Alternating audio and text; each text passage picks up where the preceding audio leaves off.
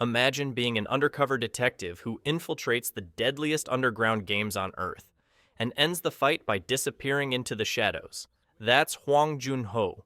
He risked everything, identity, morality, possibly life, to track down his missing brother and expose the terror of the games.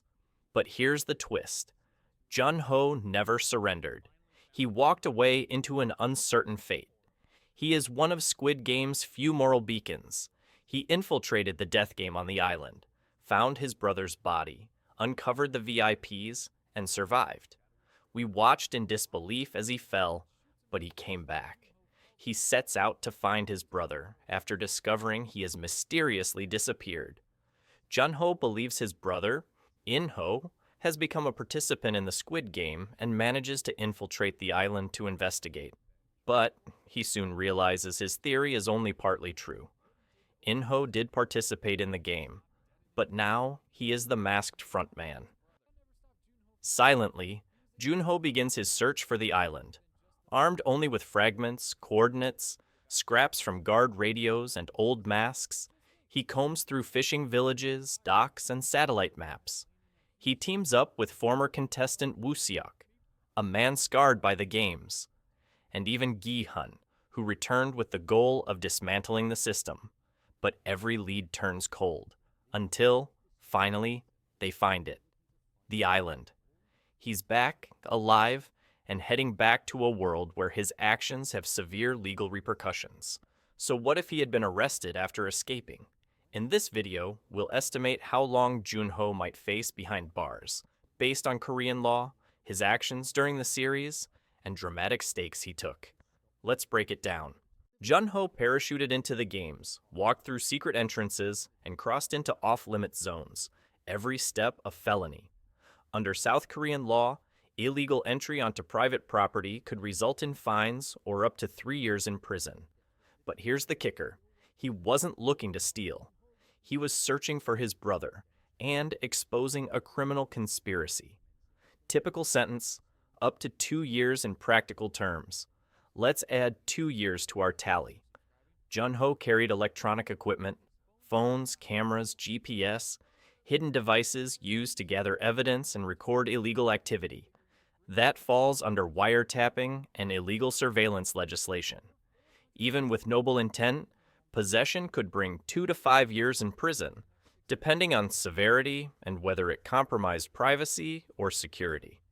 Considering his devices were part of criminal evidence, a middle-range sentence of 3 years is reasonable. Remember when Jun-ho killed a guard to save himself and found ammunition? South Korean gun laws are strict. Unauthorized firearm use, even in self-defense, is taken seriously. Unlawful possession alone tops 7 years, plus another 3 to 5 years for usage and assault. But courts do note intent and danger. If self-defense is accepted, the sentence might be halved. So factor 5 years, assuming partial mitigation. By entering the island and witnessing the game, Jun-ho became entangled in a criminal operation. Legally, that may count as participation, or at least facilitation, especially if he didn't report back immediately. Under the Criminal Act, aiding a criminal syndicate can mean 3 to 7 years behind bars.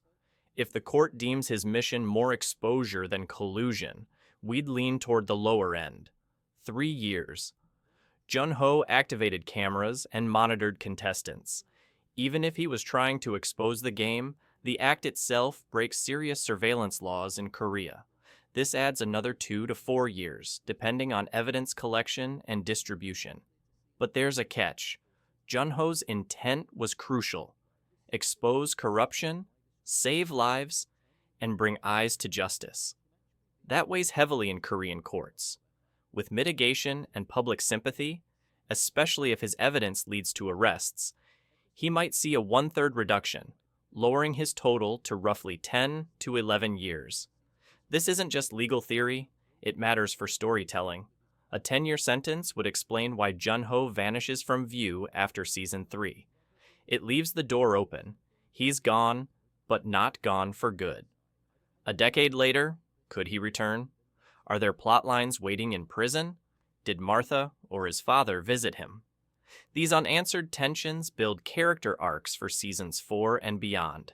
Hwang Jun-ho is no hero in the eyes of the law, but the stakes he took to expose the immoral games earn him moral and potentially legal latitudes. Estimated time in prison? Likely around 10 years, assuming the legal system weighs both the severity of his actions and his motives. Yes, he infiltrated a high-security operation, assaulted guards, stole identities, and endangered lives. But his intentions were rooted in justice, not greed. He uncovered a massive conspiracy, exposed human rights violations, and saved a child. Those mitigating factors could influence sentencing. If prosecutors push for harsher penalties, though, it could go higher. If public opinion shifts in his favor, lower. What do you think? Could this be the direction the show takes? Absolutely. It fits the tone. Morally gray, emotionally charged, and deeply human. Seeing Jun-ho behind bars while caring for a child, or even fighting a legal battle from the inside would be classic Squid Game. Justice, irony, and survival, all intertwined. Would you visit Jun-ho in prison? If I knew what he'd been through, yes. He's not a villain. He's someone who was betrayed, who risked everything, and still walked away without pulling the trigger. I think many would visit, maybe even former players he helped. Jun-ho stopped the game, but he broke dozens of rules to do it. Under Korean law, that stacks up to over 20 years, but his motives and redemption arc could reduce it to 12 years in prison, with probation for lesser crimes. His return in Season 3 isn't just a comeback, it's a countdown. Can he survive prison and face new enemies? Will he return to expose another cycle of violence? Ultimately, his legal punishment is only half the story. The rest depends on how Squid Game's writers choose to challenge his justice against new conspiracies, higher stakes, and the world he sacrificed himself to protect. So, what do you think? Was Jun-ho justified in everything he did? The infiltration, the stolen identity, the risks he took, all in the name of finding his brother and exposing the truth? Or should the law still apply, even to those with the noblest intentions? Would you have done the same in his position? Would you have pulled the trigger, or let your brother walk away, child in arms like he did? Let me know in the comments. I want to hear your thoughts, not just on Jun-ho's actions, but on what they mean. Was he a hero?